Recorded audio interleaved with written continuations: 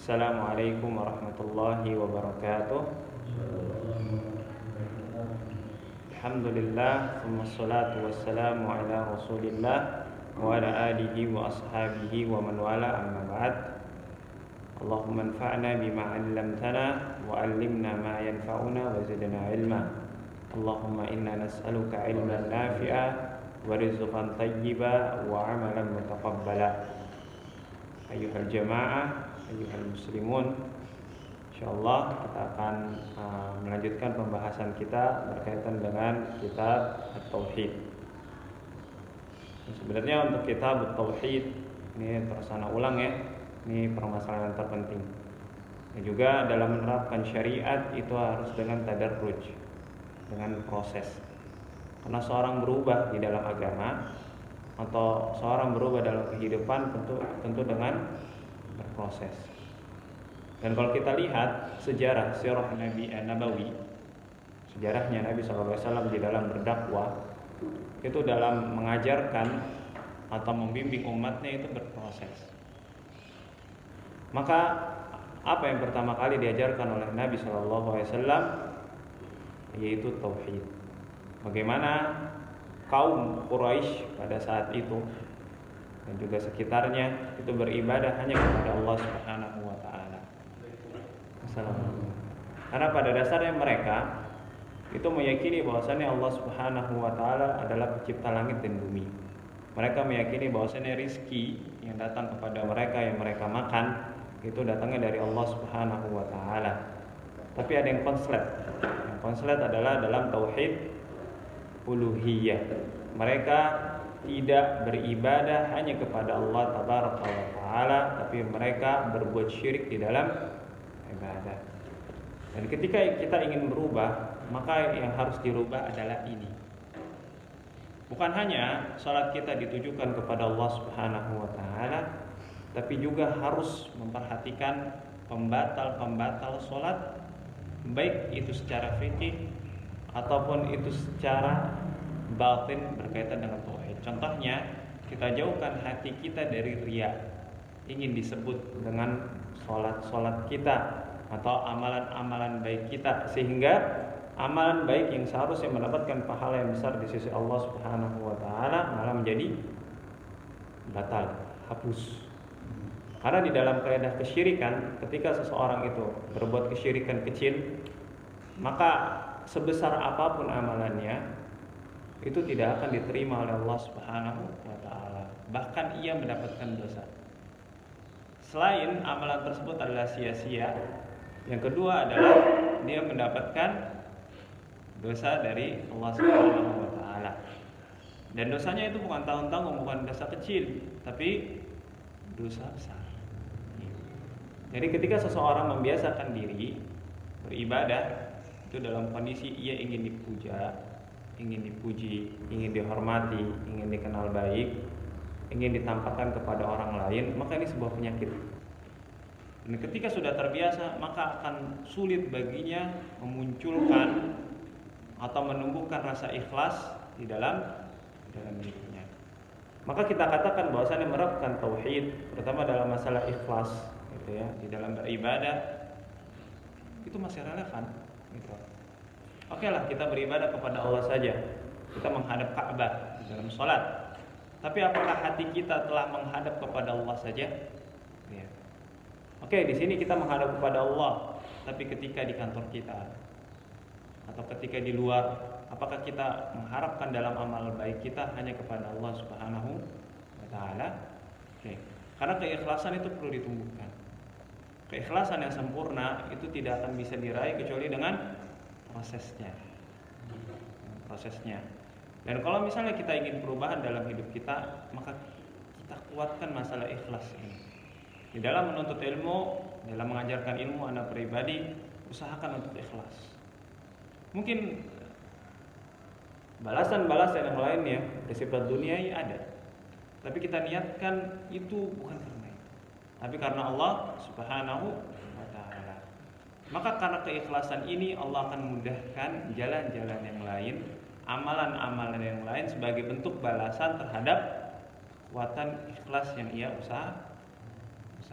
Sebagaimana Nabi Yusuf alaihissalam itu Allah tolong dari gangguan syahwat yang begitu besar dari Zulaikha.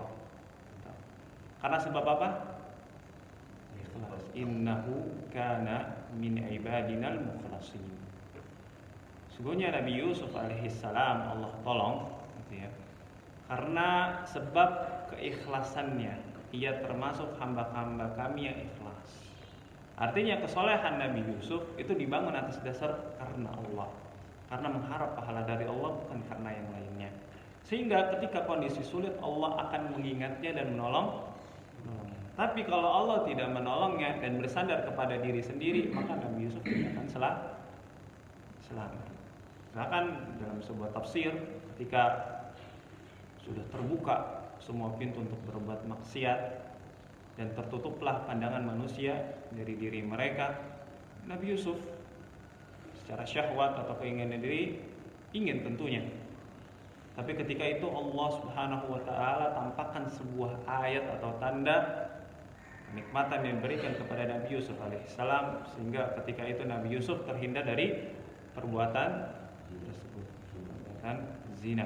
Kalau tidak ada tanda itu, maka bisa jadi Nabi Yusuf terjerumus dan sejarahnya tidak akan manis seperti yang kita dengar sekarang.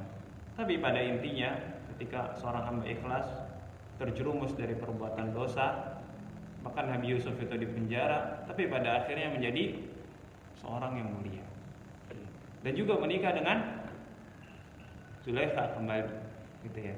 Maksudnya yang tadi perbuatan haram Allah lindungi, Allah ganti dengan yang halal. Dan ternyata disebutkan dalam riwayat itu Zulaikha belum pernah disentuh oleh suaminya, karena suaminya ini dia lemah syahwat, gitu. Salah satu spesialan, gitu ya. Walaupun Zulaikha adalah janda, ya, ketika itu suaminya meninggal, Nabi Yusuf menjadi suaminya, ya, dan dia perawan. Nasabnya mulia, kedudukannya mulia, lagi cantik dan salehah, insyaallah. Okay. Selanjutnya kita akan melanjutkan pembahasan tentang tauhid di bab 15. Kalau di sini tidak disebutkan nama babnya, tapi disebutkan babu qaulillahi ta'ala, bab tentang firman Allah Subhanahu wa taala. Allah Ta'ala berfirman, ayusyrikuna ma la yakhluqu syai'an wa hum yukhlaqun wa la yastati'una lahum nasran wa la anfusahum yansurun. Yang boleh artinya apa? Apakah mereka mempersekutukan Allah dengan berhala-berhala yang tak dapat menciptakan sesuatu pun, sedangkan berhala-berhala itu sendiri buatan orang, dan berhala-berhala itu tidak mampu memberi pertolongan kepada penyembah-penyembahnya, dan kepada dirinya sendiri pun berhala-berhala itu tidak dapat memberi pertolongan. Al-A'raf 191. Iya. Apa makna dari ayat ini? Ya, ini orang yang berhala ini ya sia-sia. Berhala aja ngurus diri sendiri nggak bisa. Tamam. Ya, sia-sia gitu ya. Oke. Pertama, berhala ini dia tidak akan bisa menolong dirinya sendiri. Coba kita hancurkan, apakah bisa menolong bergerak? Tidak. Itu yang pertama. Yang kedua, dia tidak bisa memberikan bantuan kepada orang lain. Maka ini menunjukkan batilnya kesyirikan tersebut. Seakan-akan kita melakukan ibadah dan kita mengeluarkan tenaga dan juga waktu serta pikiran kita untuk sesuatu yang sia-sia. Maka kalau misalnya kita ketahui ada istilah mubadzir, gitu ya, menyia-nyiakan harta, maka termasuk mubadzir adalah menyia-nyiakan waktu untuk fokus beribadah kepada sesuatu yang salah selain Allah Subhanahu wa taala. Dan di sini dalam dua ayat ini dalam surat Al-A'raf ini menunjukkan bahwasannya Allah Subhanahu wa taala seringkali, gitu ya, mengaitkan tauhid rububiyah dengan tauhid uluhiyah. Apa itu tauhid rububiyah di sini? Bahwasannya siapakah yang menolong mereka? Dan siapakah yang bisa berdiri sendiri tanpa bantuan orang lain? Itu Allah. Sedangkan berhala mereka tidak bisa. Dan mereka meyakini itu sebenarnya, gitu. Dan mereka tidak mengingkari hal tersebut. Yang berhala itu tidak bisa menolong dirinya sendiri dan tidak bisa memberikan bantuan kepada orang lain. Yang hanya bisa memberikan bantuan hanyalah Allah Subhanahu wa taala. Allah kaitkan kan tauhid rububiyah terhadap uluhiyah mereka. Kenapa rububiyah kalian menetapkan hal tersebut hanya kepada Allah, tapi uluhiyah kalian tidak menetapkan itu hanya kepada Allah Subhanahu wa taala? Kiana pernah memberikan permisalan, contohnya seperti ini. Ketika kita membesarkan anak kita itu dengan Masya Allah ya perjuangan kita dan istri kita, dengan waktu, pikiran, ekonomi, uluhiyah atau tauhidul ibadah, itu ada istilah lain. Ekonomi, habis itu ketika dewasa, gitu ya, itu nggak ada jasanya sama sekali sama orang tuanya. Orang tuanya dibuang, siapa kan? Gitu. Caci maki, celah, disebar aib-aibnya, terputus hubungan silaturahimnya. Tapi malah dengan orang lain ia berbakti, berbuat baik, care, peduli. Ini bakti nggak sama orang tua? Kagak, gitu ya. Dalam hatinya dia mengetahui bahwasannya, iya, dulu saya dirawat sama orang tua, sehingga saya besar, saya bisa sekolah, saya lulus, itu saya bisa kerja. Tapi ternyata baktinya itu tidak dikhususkan kepada orang tua, bahkan mengingkari terhadap hal tersebut. Begini pula dengan ketika orang-orang gitu ya, orang-orang yang Allah berikan rezeki. Habis itu Allah lah yang menciptakan mereka dan mematikan mereka. Allah lah yang mengatur hidupnya. Allah yang menciptakan takdir bagi kehidupan mereka dari awal sampai akhirnya. Tapi ternyata mereka terhadap apa yang Allah telah berikan nikmat-nikmatnya, mereka tidak beribadah kepada Allah, bahkan memusuhi Allah dan Rasulnya dan orang-orang yang beriman. Maka ini bakti? Bukan. Ini adalah kesyirikan dan kezaliman yang sangat besar. Sebagaimana permisalan yang pertama tadi kepada orang tua, ini adalah durhaka, bukan kezaliman yang besar. Maka kepada Allah Subhanahu wa taala yang seperti ini itu lebih besar. Inna syirka la zulmun azim. Sebenarnya kesyirikan adalah kezaliman yang sangat besar. Sebagian orang sekarang menganggap bahwasannya kesyirikan ya hal biasa. Ini beda pandangan. Maka manusia itu bisa jadi beribadah dalam hal atau kepada Tuhan yang berbeda-beda, gitu ya. Tapi terhadap kezaliman yang lain seperti mencuri, seperti berzina, seperti memakan harta haram misalnya, itu wah boleh ini, penekanannya keras. Tapi terhadap kesyirikan biasa aja, gitu. Padahal ini hak Allah dirampas oleh makhluk kepada yang lainnya. Kenapa kamu tidak marah? Sedangkan hak makhluk dirampas kamu marah. Harusnya apa yang dilakukan oleh sekarang orang-orang Zionis di sana menghancurkan masjid dan sebagainya, kita marah. Minimal dalam hati kita mendoakan buruk untuk mereka, kekalahan bagi mereka dan mendoakan kaum muslimin. Tapi tidak ada rasa itu. Sedangkan kalau misalnya hak kita atau hak keluarga kita itu diambil oleh orang lain, marah, gitu ya. Itu hak manusia. Bagaimana hak Allah Subhanahu wa taala? Oke. Ada faedah dari firman Allah Subhanahu wa taala, ada 4 faedah. Yang pertama, butlanu syirki min asasihi. Kebatilan dari kesyirikan dari dasarnya, dari pokoknya, gitu. Ini pokoknya kesyirikan batil, tidak bisa memberikan pertolongan dan menolong diri mereka sendiri. Li'annahu ta'allaqa 'ala makhluk ajiz. Karena sesungguhnya orang yang berbuat syirik itu bergantung kepada makhluk, ya. Berhala-berhala itu makhluk, gitu. Selain Allah itu makhluk yang lemah. Oke. Jadi selama seseorang itu berbuat kesyirikan, maka pada intinya dia bergantung kepada sesuatu yang lemah karena Allah, baik asjar, pohon-pohon, atau keris-keris, ataupun patung-patung, berhala-berhala, atau orang-orang soleh yang sudah meninggal. Maka mereka semua makhluk hakikatnya lemah. Kelemahan manusia, ini kita berbicara bukan benda ya. Kalau benda tentu lemah gitu. Apa namanya kesaktian dari benda tersebut. Kelemahan dari manusia, kalau ini manusia, apa kelemahan manusia? Kalau kelemahan manusia, tanda kelemahan manusia apa? Tandanya kelemahan manusia, ya manusia nggak bisa berdiri sendiri. Berdiri sendiri. Nggak bisa dia bergantung sama orang lain. Sosial. Kalau berdiri sendiri gimana, Pak? Ya berdiri sendiri udah Tuhan ya. Nggak bisa. Coba nggak ada istri, berdiri sendiri nggak perlu bantuan istri. Ketika udah tua nggak perlu ada anak gitu bantu. Sampai situ nggak perlu tukang bangunan untuk renovasi rumah. Salah. Iya. Tidak perlu ada yang bantu-bantu di rumah, berdiri sendiri kuat, nggak bisa. Manusia lemah, gitu, butuh bantuan orang lain. Salah satu bentuk kelemahan manusia adalah sakit.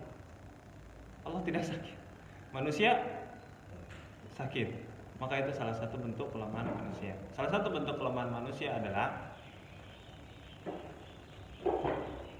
dia seringkali luput dari sesuatu yang dia inginkan padahal dia telah usahakan. Banyak orang yang berambisi, tapi ternyata dia harus tunduk kepada takdir Allah. Dia tidak bisa membuat takdirnya sendiri, rulesnya sendiri, jalan seperti ini dia mau, tapi ternyata tidak seperti. Berapa banyak hal yang kita inginkan selama di dunia, gitu ya. 1, 2, 3 bangunan itu capaian kita ya. Tapi ternyata tidak sesuai dengan apa yang kita inginkan, dan kita harus tunduk kepada takdir Allah Subhanahu wa taala. Maka kelemahan manusia itu banyak ya, berupa sifat-sifat lemah, ya malas, di situ sifat-sifat dengki, sombong, tidak adil, memihak dan lain sebagainya. Maka itu untuk kelemahan manusia. Tidak boleh kita beribadah dan berdoa kepada makhluk yang lemah, ya. Dia sendiri terhadap dirinya lemah, apalagi dalam membantu orang lain. Oke. Yang kedua, annal khaliqa wal mustahiqqu lil ibadah.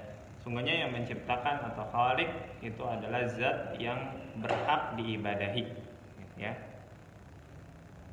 Berhak diibadahi. Sekarang berhala-berhala tersebut siapa yang menciptakan? Allah. Oke. Dengan tangan siapa? Manusia. Sekarang yang membuat berhala tersebut adalah manusia. Kenapa dia beribadah kepada berhala tersebut? Bukan beribadah kepada dirinya, karena dia yang buat. Ini rancu di sini. Ya. Sedangkan Allah Subhanahu wa taala yang menciptakan manusia, maka manusia beribadah kepada yang menciptakan mereka. Dengan dalam berhala, ya, patung-patung tersebut itu beda. Yang membuat adalah mereka, tapi yang beribadah adalah mereka. Bukan diri mereka yang ibadahi. Nah, ini maka ada kerancuan di sini. Berhala manusia ya kan yang membuat ya kan. Kalau disembah juga, ya ada kan berhala nyembah kita, ya nyembah yang mereka buat, ya yang mereka membuat berhala tersebut. Apakah bisa berbuat sesuatu? Nggak bisa. Apa yang didapat? Tidak bisa. Oke, yang ketiga, al-istidlalu bi tauhidir rububiyyah ala tauhidil uluhiyah. Berargumen dengan tauhid rububiyah atas tauhid uluhiyah. Gitu ya. Tauhid rububiyah berkaitan dengan perbuatan Allah. Apa itu perbuatan Allah? Allah menciptakan, Allah mematikan, Allah yang mengatur, Allah yang membuat takdir. Allah lah yang mengatur alam semesta ini, laut, arah angin, habis itu perputaran matahari dan juga langit, alam semesta di langit sana. Ya, kalau Allah yang mengatur, gitu. Maka kita bisa berargumen kepada orang-orang berbuat syirik dengan tauhid rububiyah atas tauhid uluhiyah yang mereka lakukan. Kita bisa berargumen kepada orang yang berdoa kepada orang solih tersebut yang sudah meninggal. Kenapa kamu berdoa kepada mereka sedangkan Allah lah yang menciptakan mereka? Sedangkanlah Allah yang menciptakan dirimu. Sedangkan Allah lah yang memegang itu manfaat dan juga mudarat di tangan Allah Subhanahu wa taala. Kita bisa ingatkan dengan tauhid rububiyah. Yang keempat, masyru'iyatu mahajjatul musyrikin li nasril haq wa qam'il batil. Disyariatkan berhujjah kepada orang-orang yang berbuat syirik untuk menolong kebenaran dan membungkam kebatilan. Oke, berhujjah. Ya, jadi ajak mereka berpikir, diskusi dengan mereka tanpa jidal yang nggak ada manfaatnya, gitu ya. Debat-debat aja. Ada bahkan orang-orang yang ingin menyingkirkan atau speak up tentang kebatilan, tapi dengan kebatilan juga, gitu ya. Buat musik-musik, ada musik Yesus itu di ini, padahal Yesus itu adalah Nabi Isa. Dulu ketika saya dengar menghina Yesus dengan lagu-lagu, gitu ya. Tapi ternyata itu sebenarnya mereka nggak tahu. Ternyata Yesus itu di dalam Islam harus dimuliakan, tapi dimuliakan sebagai Nabi dan Rasul. Tidak bisa kita mengingkari kemungkaran dengan kemungkaran, kesyirikan dengan kekufuran, gitu ya. Tidak bisa. Ya, karena menghina para nabi walaupun satu nabi saja itu adalah kekufuran. Tidak beriman kita kepada satu nabi dari nabi-nabi Allah itu adalah kekufuran. Maka yang paling adil adalah Islam yang pertengahan. Nah, selanjutnya Allah Subhanahu wa taala berfirman dalam surat Fatir ayat 13 dan juga ayat 14. Wa qawlihi walladzina tad'una min dunihi ma yamliquna min qitmir ya tad'uuhum la yasma'u du'aakum walau sami'u mastajabu lakum wa yawmal qiyamati yakfuruna bisyirkikum wa la yunabbi'uka mithlu khabir. Boleh artinya? Dan orang-orang yang kamu seru sembah selain Allah tiada mempunyai apa-apa walaupun setipis kulit ari. Jika kamu menyeru mereka, mereka tiada mendengar seruanmu. Dan kalau mereka mendengar, mereka tidak dapat memperkenankan permintaanmu. Dan di hari kiamat mereka akan mengingkari kesyirikanmu dan tidak ada yang dapat memberikan keterangan kepadamu sebagaimana yang diberikan oleh yang maha mengetahui. Fatir 13-14. Oke, qitmir dalam bahasa Arab itu sesuatu yang paling kecil. Kita tahu sesuatu yang paling kecil misalnya seperti ini ya, kecil. Ada yang lebih kecil lagi namanya qitmir. Oke, dijelaskan bahwasannya apa yang mereka sembah, apa yang kalian sembah wahai orang-orang musyrik yang berbuat kesyirikan, kalian sembah selain Allah, kalian berdoa dan bertawakal kepada selain Allah Subhanahu wa taala, mereka tidak berkuasa atas diri mereka dan kalian walaupun sebesar atau setipis apa di situ? Kulit ari. Ya, tipis banget, tidak bisa. Artinya itu tidak bisa sama sekali. Gitu. Disebutkan qitmir, disebutkan sesuatu yang paling kecil. Maksudnya yang kecil aja tidak bisa, bagaimana yang besar? Dan jika kalian itu berdoa wahai orang-orang musyrik, maka mereka sesembahan kalian itu tidak akan bisa mendengarkan perkataan kalian, mendengarkan doa-doa dan ijabah atau permintaan-permintaan kalian. Andaikan mereka bisa mendengar, mereka tidak akan bisa mengabulkan permintaan kalian. Oke, di sini ada dua. Yang pertama, Allah Subhanahu wa taala mengatakan bahwasanya berhala-berhala tersebut, ya, apapun bentuknya ya, mereka tidak akan bisa mendengar permintaan orang-orang yang meminta kepada mereka. Tapi andaikan mereka bisa mendengar, apakah mereka bisa mengabulkannya? Tidak bisa. Oke. Karena pengkabulan doa itu kekuasaan tersebut hanya milik Allah Subhanahu wa taala. Contoh misalnya, ini contoh aja. Dalam kehidupan sehari-hari kita minta kepada orang tua kita, tolong buatkan gunung. Bisa? Ngerengek-rengek? Nggak bisa, karena itu bukan kekuasaan kita. Minta kepada kedua orang tua kita, tolong carikan sekarang wanita yang solehah harus ada di depan mata. Nggak Bisa, karena itu kekuasaan Allah Subhanahu wa taala. Kita boleh meminta kepada makhluk bantuan mereka terhadap apa yang mereka mampu. Tapi tidak boleh kita meminta apa yang tidak mereka mampu.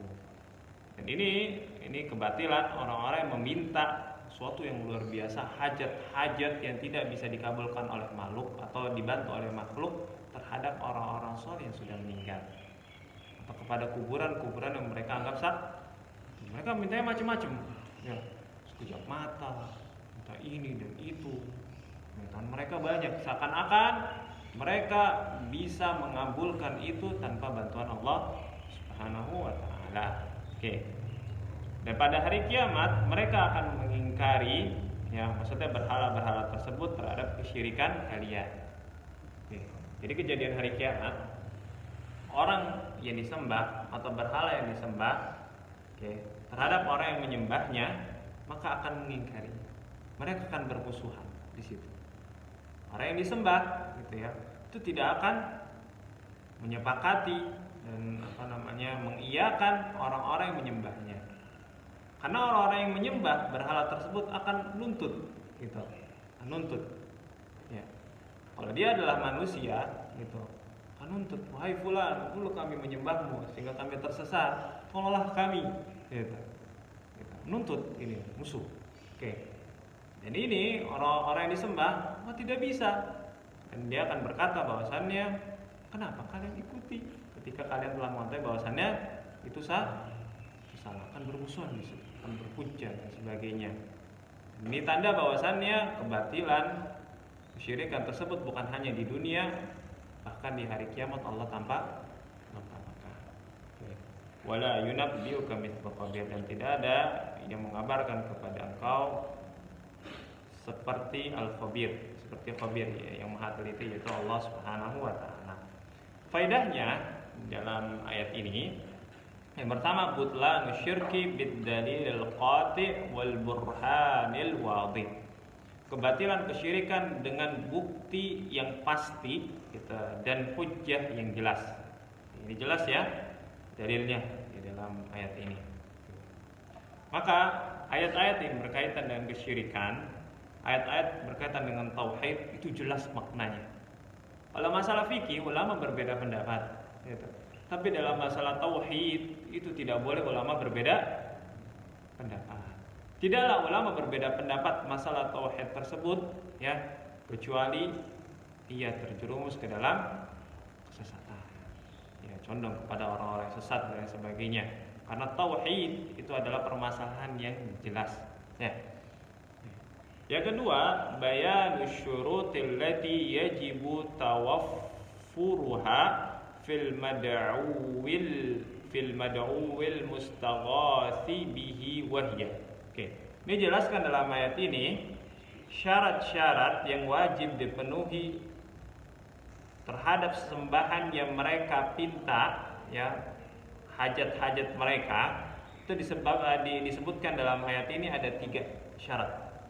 Ketika berhala yang disembah itu bisa memenuhi 3 syarat ini, maka dia layak disembah dan diminta doanya. Yang pertama, mulkuhu lima tuliba minhu, dia menguasai dan memiliki apa yang diminta. Apakah syarat ini terpenuhi? Yang pertama, menguasai. Mereka tidak menguasai apa-apa, bahkan terhadap diri mereka sendiri. Oke, ini syarat yang pertama, mereka tidak penuhi sembahan tersebut. Yang kedua, sama'uhu li du'ain man da'a, ia mendengar terhadap permintaan atau doa orang yang berdoa kepadanya. Dengar? Tidak. Syarat yang kedua juga hilang. Syarat yang ketiga, al-qudratu ala ijabatih, kemampuan untuk mengabulkan doanya tersebut. Terpenuhi? Tidak. Siapa yang bisa memenuhi 3 hal tersebut, maka dia layak disembah. Dan tidak ada yang bisa memenuhi 3 hal tersebut kecuali Allah Tabaraka wa Ta'ala. Sekarang seluruh bumi ini punya Allah. Ketika kita minta rezeki, ya udah kita minta bagian yang Allah miliki di dunia. Kalau kita minta rezeki yang besar kepada Allah, itu hanya bagian kecil dari kepemilikan Allah Subhanahu wa taala. Ketika kita berdoa Allah dengar? Dengar. Kata Allah Subhanahu wa taala, ud'uni astajib lakum. Jadi pertama, bahwasanya ud'uni, Allah merintahkan untuk berdoa, astajib lakum, maka aku akan kabulkan. Ini menunjukkan bahwasanya Allah itu mendengar doa-doa kita sehingga bisa mengabulkan. Ini syarat, dua syarat ini, yang kedua dan ketiga Allah sebutkan dalam ayat ini. Ud'uni astajib lakum. Berdoalah kepadaku, niscaya aku akan kabulkan kepada kalian. Ya, karena pengkabulan doa itu tidak akan bisa dikabulkan kecuali dengan mendengarkan terlebih dahulu. Misalnya Zaki minta ke ayah gitu ya sesuatu, tapi ayah nggak dengar, bisa? Nggak bisa. Iya. Allah menjamin pengkabulan doa itu menunjukkan bahwasannya Allah lah yang mendengar doa-doa hambanya. Walaupun doanya itu dilantunkan sendiri, tidak ada yang mendengarnya kecuali Allah Subhanahu wa taala. Oke. Yang ketiga, annal aqidata mabnaha ala burhani wal yaqini la ala dhanni wat takharrusi wat taqlid ala ama. Sungguhnya akidah dibangun atas hujjah atau bukti dan keyakinan, tidak di atas keraguan dan prasangka serta taklid buta. Oke, ini masalah akidah ya. Oke, sungguhnya akidah dibangun atas hujjah dan keyakinan dan tidak dibangun atas prasangka dan juga dugaan serta taklid buta. At-taklid, taklid apakah tercela? Enggak. Tergantung. Taklid kan? Taklid kan Ustaz? Ya. Tergantung. Iya, taklid. Kalau buta nggak boleh, taklid secara buta nggak boleh. Oke. Tapi kalau kayak aneh kita ini kan kita seorang mukallaf memang terhadap ahli ilmu. Nah, misalnya abang nanya permasalahan fikih kepada anak. Nah, sebutkan dengan dalilnya misalnya. Oke, itu taklid. Taklid. Walaupun disebutkan dalilnya, tapi ngikutin pemahaman anak pribadi, itu taklid. Berbeda dengan taklid namanya mujtahid. Mujtahid itu ya ketika mendengarkan dalil dia bisa menyimpulkan dalil tersebut apa hukumnya dan untuk apa dalil tersebut. Kalau taklid mungkin dia mendengarkan dalilnya gitu dan dijelaskan, tapi dia masih taklid dengan pemahaman syekh atau ustadz, maka itu adalah muqallid, orang yang bertaklid. Sebenarnya taklid secara asal itu tidaklah tercela. Oke. Tapi dia bisa tercela ketika taklid dengan orang-orang yang salah. Contohnya orang-orang musyrik, mereka taklid kepada nenek-nenek moyang mereka.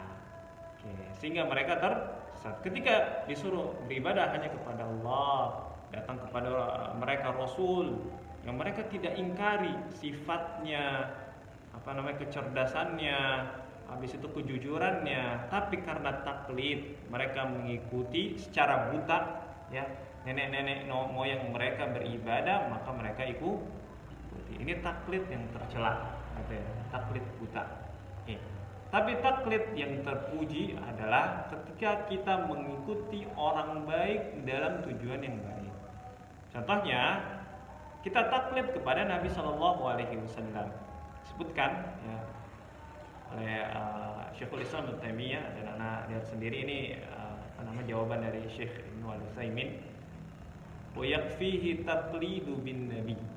Ini anak orang tahu Syekh kata Ibnu Taimiyah atau Syekh Ibnu Utsaimin. Dan cukup baginya taklid kepada Nabi. Karena taklid maknanya adalah ittiba, sama aja. Ya. Taklid bermakna al-ittiba. Disebutkan oleh Syekh Shalih Al-Fauzan, ya. Itu taklid ittiba. Ittiba adalah taklid. Oke, qul in kuntum tuhibbunallaha fattabi'uni. Ikutilah aku, maksudnya qalliduni. Taklidlah kepada diri. Oke. Maka taklid buta contohnya adalah Allah Subhanahu wa taala berfirman, "Iyattabi'una illa dhann." Mereka berittiba Ittiba di sini ittiba yang buruk ya, taklid yang buruk. Mereka mengikuti keyakinan salah tersebut kecuali karena mereka mengikuti prasangka tersebut. Ini menunjukkan kepada kita apa yang mereka sembah dan kebatilan apapun dan maksiat walaupun dibungkus dengan dasar-dasar yang terlihat ilmiah, tapi pada kenyataannya itu dibungkus di atas prasangka saja, tidak sampai suatu yang meyakinkan. Oke. Banyak orang-orang yang tertipu terhadap kesyirikan. Ini ada kok dalilnya, ini ada asarnya. Tapi kalau kita perhatikan, kalau jujur ya hati kita ya, prasangka semua isinya, ya dugaan-dugaan semua. Sedangkan dalil-dalil enggak, tidak benar ini semua. Disanggah dengan dalil-dalil itu sifatnya adalah yakin, ya yakin. Kalau kita kembalikan kepada hati yang jujur. Yang keempat, isbatu ilmillahi biawaqibil umur. Penetapan ilmu Allah Subhanahu wa taala terhadap kesudahan dari setiap perkara. Oke, wala yunabbiuka mithlu khabir. Gitu. Tidak ada yang bisa mengabarkan kepadamu seperti Allah Subhanahu wa taala. Bahwasannya setiap urusan itu pasti Allah mengetahui. Kapan itu kita lakukan dan dengan apa proses itu dilakukan sampai hasilnya seperti apa. Oke, kita lakukan pada saat ini. Kita ingin meraih tujuan tertentu, gitu ya. Prosesnya telah kita lakukan. Apakah hasilnya kita akan dapatkan? Tentu, gitu ya. Berapa banyak orang yang menginginkan istri yang salehah, nyari ini biar jodoh, tapi ternyata ya belum tentu dapat.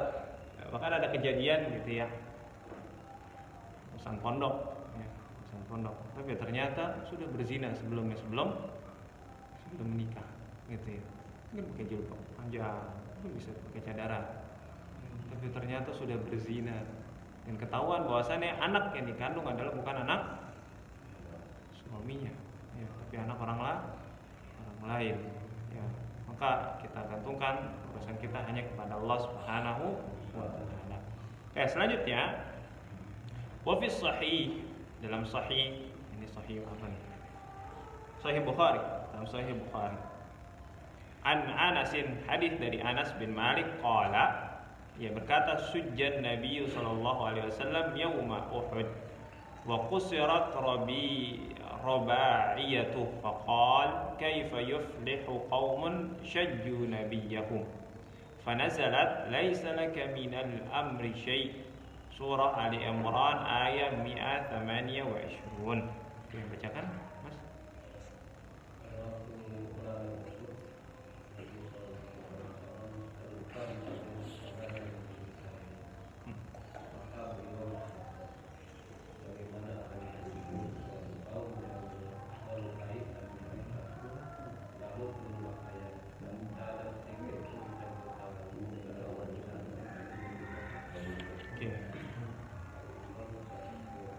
Coba bisa dibaca dan apa faedahnya, baik berkaitan dengan bab tauhid atau selainnya. Sebutkan langsung satu, sebutkan yang lain. Faedahnya? Ya. Faedah dari hadis ini itu bahkan seorang nabi aja ya nggak bisa menentukan takdir apa yang akan menimpa musuh-musuhnya gitu. Itu semua urusan Allah. Allah Subhanahu wa taala. Jadi maksudnya karena ada ngomong kan tak ada sedikit pun campur tangan dalam urusan mereka. Nabi itu nggak punya daya upaya untuk mau ngasih pertolongan atau ngasih mudorot gitu, maksudnya menimpakan sesuatu. Jadi membalas gitu. Jadi juga kan Allah kan. Hidayah juga tidak bisa. Hidayah. Oke, tamam. Itu Nabi ya. Untuk menyebarkan hidayah Allah suruh Nabi gitu ya, Islam. Tapi ternyata Nabi tidak bisa intervensi terhadap hidayah yang Allah berikan kepada seseorang. Bagus, ada lagi?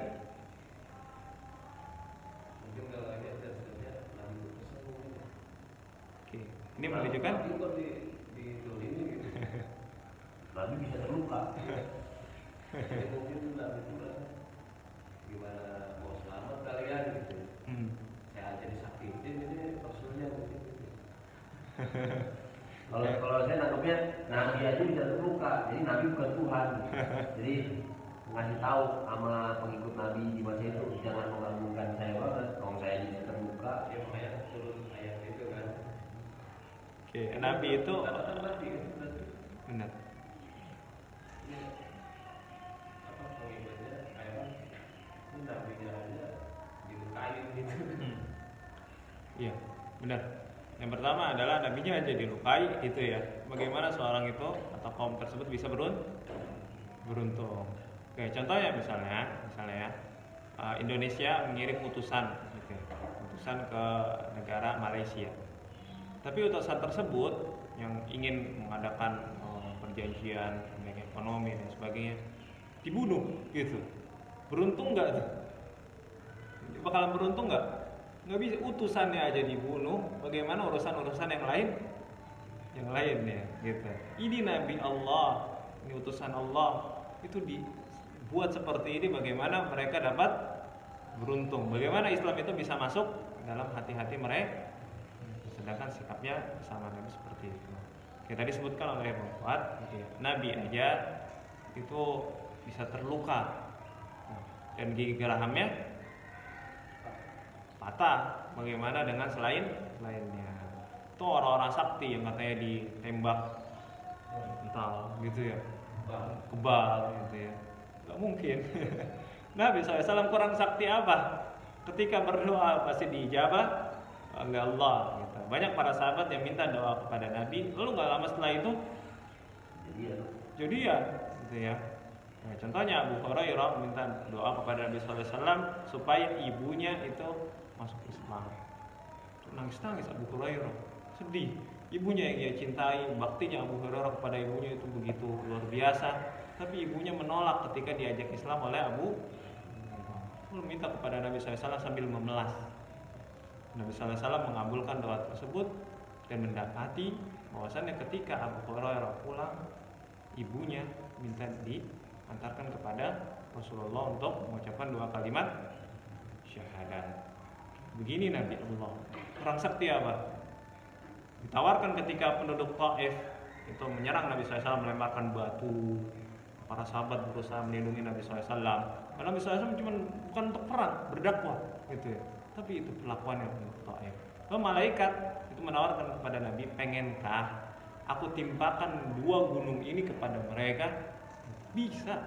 Begitu, kurang sakti apa? 2 gunung diangkat untuk menghancurkan sebuah kaum yang menghinakan Nabi mereka gitu. Oke. Tapi tembak mempan gitu. Tapi coba dulu deh, soalnya kata Bang Fuad juga atau siapa gitu pernah ini kalau misalnya temen itu yang pakai jimat-jimat itu gimana Bang? Saya SMA teman pakai pelor di kebak, sama saya nggak berani sini. Saya silet lah, nggak bisa nggak mau. Kita yakin bacain ayat kursi lecet pasti. Apa nggak mau? Maksudnya karena mungkin dia lihat kita, SMA nggak kayak dia gitu sih, karena tahu amat. Gitu. Dia ngabarinnya di sakti gitu ya? Ya dia kan ngomong sama teman-teman sekitar gitu. Anti bacok gitu ya? Dia emang nyata ada pelor yang dia makan. Dalam sini saya dia nggak mau. Nah, itu sebenarnya ya. Orang yang menganggap sakti tersebut coba dites, gak mau. Tapi itu kejadian kalau sesama, kalau dia meyakini itu nyata. Maksudnya kalau yang main itu dia yakin dan yang lain-lain itu takjub gitu, kejadian kembali kejadian. Bantuan jin ya? Iya lah. Kita yang nggak yakin, kita maksudnya kita dulu anak sanawiyah lah. Kayak gitu-gitu kita udah tahu itu setan gitu. Jadi kita sudah dari awal tidak meyakini itu. Gitu. Jadi bisa mempan sama kita gitu, bisa. Tapi kalau yang lain kan takjub. Gitu. Oke, ya ini ya.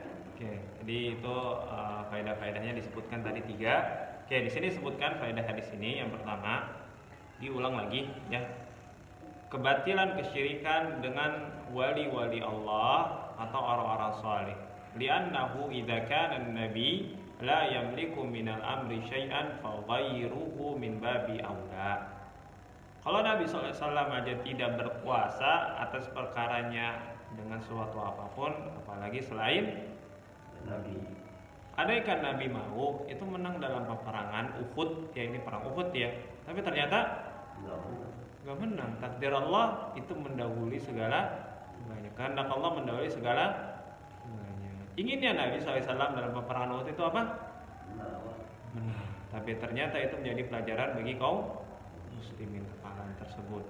Oke, Nabi saja tidak bisa, apalagi selainnya. Oke. Makanya ada orang-orang yang ingin menang pilpres gitu ya, datang kepada tawasul dulu, untung. Ya, tawasul lah. Aku pengen menang pilpres, kamu sakti, sebutkan ritual-ritualnya gitu ya. Bisa menang gitu ya, bisa menang. Itu adalah kebatilan. Ini Nabi SAW pengen menang perang gitu ya. Oke, bertawakal kepada Allah. Kekuatan apa? Mereka miliki tawakal yang luar biasa, tapi ternyata kalah. Karena sebab itu ada perincian ya. Karena sebab maksiat, tidak mau ikut perintah Nabi sallallahu alaihi wasallam. Oke. Yang kedua, wuqu'ul asqami wal ibtila'i bil anbiya alaihimus salatu wassalam. Dalil ini menetapkan hadis ini terjadinya penyakit dan juga cobaan bagi para nabi alaihimus salatu wassalam. Oke. Bahwasanya Nabi sallallahu alaihi wasallam atau para nabi yang lainnya dan para rasul itu ketika diberikan cobaan, disakiti ya, sebagainya, diberikan kekebalan, enggak, tidak. Mereka ketika Nabi itu majnun, orang gila, Nabi itu penyihir, kahin, dan sebagainya, dukun, Nabi merasakan sakit, artinya sedih. Ya. Maka Allah Ta'ala berfirman, wala yahzunka qabluhum, maka jangan membuat sedih perkataan mereka.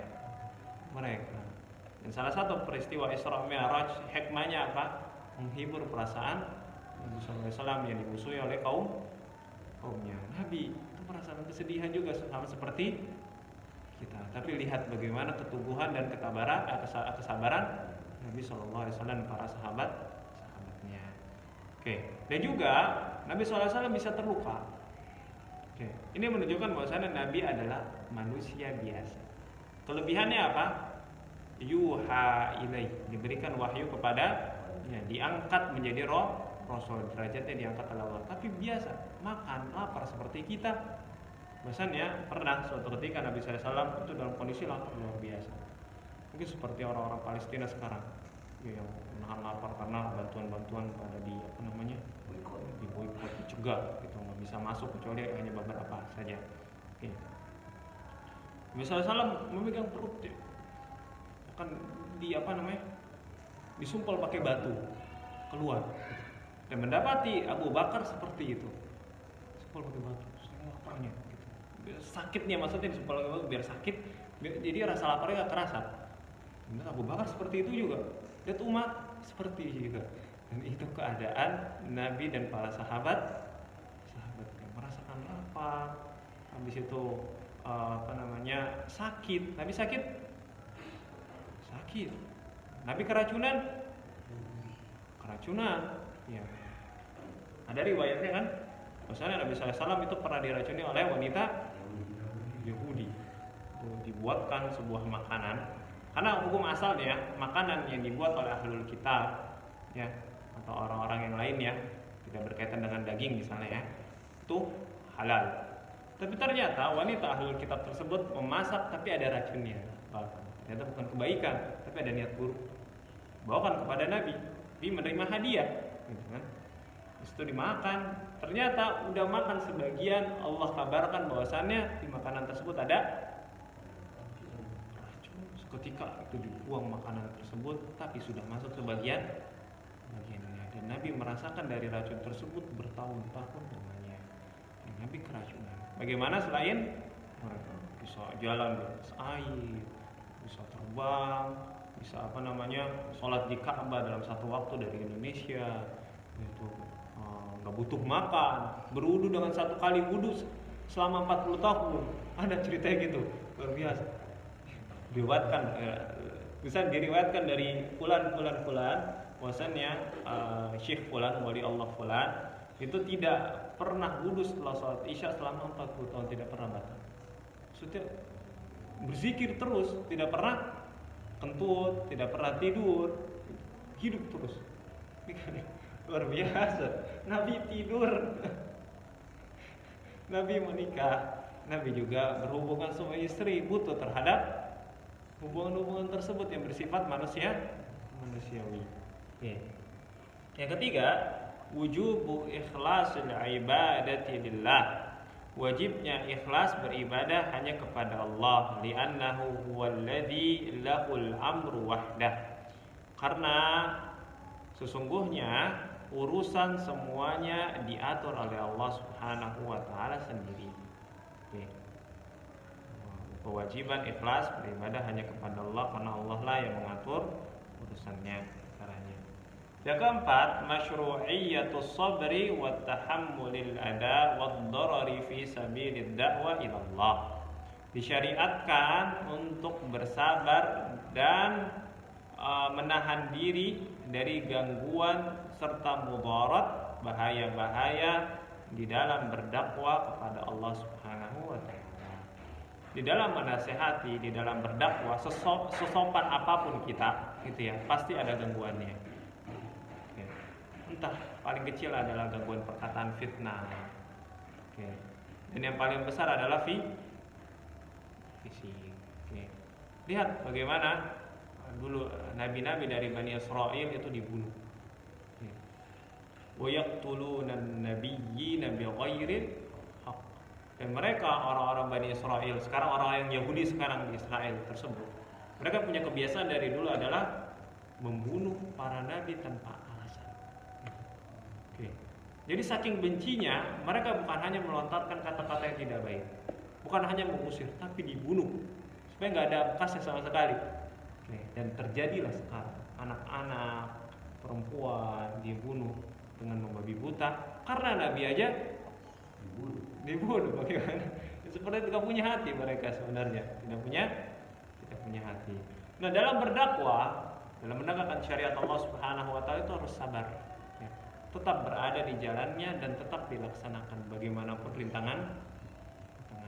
Minta keistiqomahan kepada Allah Subhanahu wa taala. Di dalam menuntut ilmu itu harus bersabar. Kadang futur, kadang lagi malas. Penting hadir dulu itu ilmu. Nanti kebangun ini sendiri, moodnya sendiri, kebangun semangatnya sendiri. Pokoknya harus hadir terus. Sabar. Kalau kita tidak bersabar, diikuti gitu, sama malas.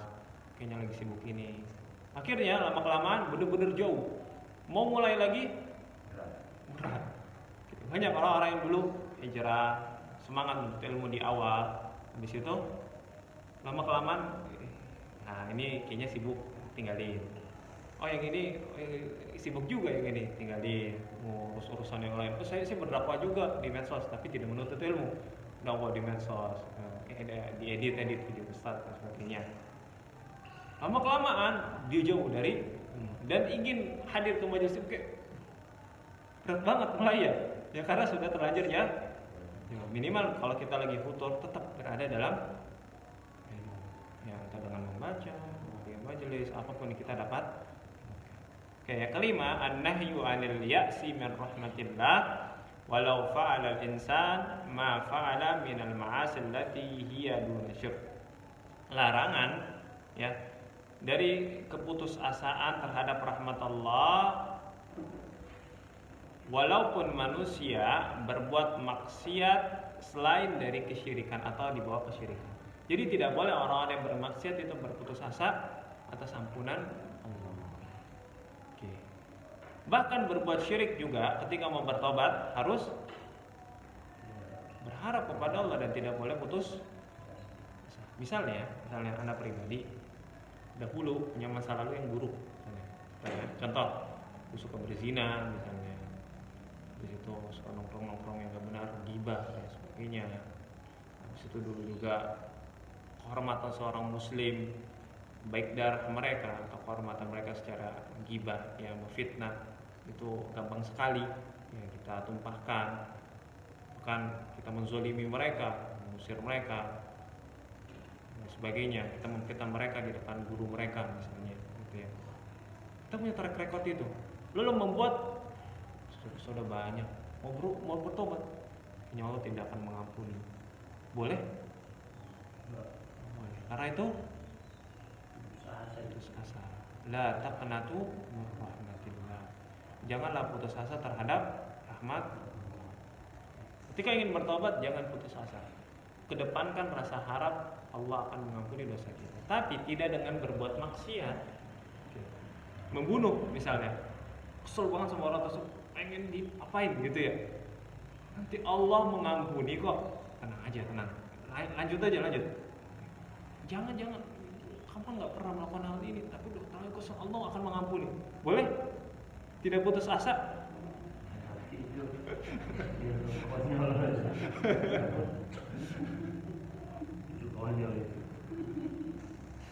Ada pernah dengar dari Ustadz Arifin Badri misalnya, ada seorang datang yang kepada Ibnu Abbas minta fatwa. Itu orang itu kesel banget luar biasa sama seseorang, nanya kepada Ibnu Abbas, apa hukum orang-orang yang melakukan dosa besar, apakah diampuni oleh Allah Subhanahu wa taala? Maka kata Ibnu Abbas, tidak akan diampuni oleh orang yang melakukan dosa besar. Oke. Kenapa Ibnu Abbas itu berkata seperti itu? Karena Ibnu Abbas melihat bahwasannya dia udah pengen berkeinginan untuk membunuh saudaranya dan meminta fatwa kepada Ibnu Abbas supaya meyakini dirinya gitu. Karena dalam hatinya ini dosa besar dan Allah akan mengazabnya. Tapi minta keyakinan supaya dipermudah hati tersebut supaya bisa membunuh dirinya, lalu bertobat setelah itu. Maka Ibnu Abbas berkata, Allah tidak mengampuni dosa besar. Supaya apa? Bukan Allah benar-benar tidak mengampuni dosa besar, tapi supaya dia nggak jadi membunuh. Lalu ditanya oleh orang-orang, kenapa engkau Ibnu Abbas melakukan demikian? Karena aku telah melihat dari mukanya juga ekspresi dan lain sebagainya, dia sudah berkeinginan keras untuk membunuh saudaranya. Itu ya harus dibuat takut ya sebelum melakukan maksiat. Tapi ya cerita yang itu terakhir, cerita dalam Sahih Muslim, ada orang pada zaman dahulu yang membunuh 99 orang. Lalu orang datang kepada seseorang yang tidak berilmu tapi dikenal saleh. Lalu ditanya, apakah Allah memaafkan dosaku? Ini dia nyari harapan gitu. Ada harapan nggak? Gitu. Tapi kata orang tersebut apa? Nggak diampuni oleh Allah. Lalu dibunuhlah orang saleh tersebut. Dan luar biasa. Ketika orang ingin berubah, maka kasihlah harapan. Anak kita ingin berubah sesuatu, ingin melaksanakan, dikasih harapan, jangan dicucuk. Kamu dulu seperti ini. Turun lagi. Baru ngaji misalnya, ya baru berubah gitu ya. Kamu kan kayak gini, ini belum istri kamu, turun ya. Apakah bisa berubah? Susah, susah. Maka dicarilah orang yang lain, gitu. Carilah. Oke, itu genap 100 ya. Seorang yang berilmu, ditanyalah, apakah Allah akan mengampuni dosaku? Udah membutuh 100 orang, Allah akan mengampuni dosamu dengan syarat kamu berhijrah kepada negeri yang lebih baik sehingga kamu bisa beribadah kepada Allah dengan nyaman dan tenteram. Tapi ternyata ia itu terbunuh sebelum nyampe ke negeri tersebut, dan malaikat rahmat dan azab itu bertengkar, berdebat maksudnya. Ini diambil nyawanya oleh malaikat azab atau malaikat rahmat, lalu dihitunglah, gitu ya. Mana yang paling dekat tempat dia dari tempat dia berjalan tersebut ya, dari negeri dia yang dulu apa negeri dia sekarang lebih dekat, yang mana gitu ya, negeri yang ia tuju maksudnya, negeri yang tuju ternyata lebih dekat dengan negeri yang ia tuju, maka kebaikannya mengalahkan keburukannya dan Allah mengampuni dosa-dosanya dan diambillah nyawanya oleh malaikat. Harus dikasih harapan orang-orang yang ingin berubah, dan Allah memberikan harapan kepada orang-orang yang ingin bertobat kepada Allah Subhanahu wa taala. Semoga Allah Subhanahu wa taala memaafkan dosa-dosa kita, memaafkan dosa-dosa kaum muslimin seluruhnya, memaafkan dosa keluarga-keluarga kita, juga anak dan istri kita. Wassallallahu ala nabiyina Muhammad. Subhanakallahumma wa bihamdika asyhadu an la ilaha illa anta astaghfiruka wa atubu ilaik. Assalamualaikum warahmatullahi wabarakatuh.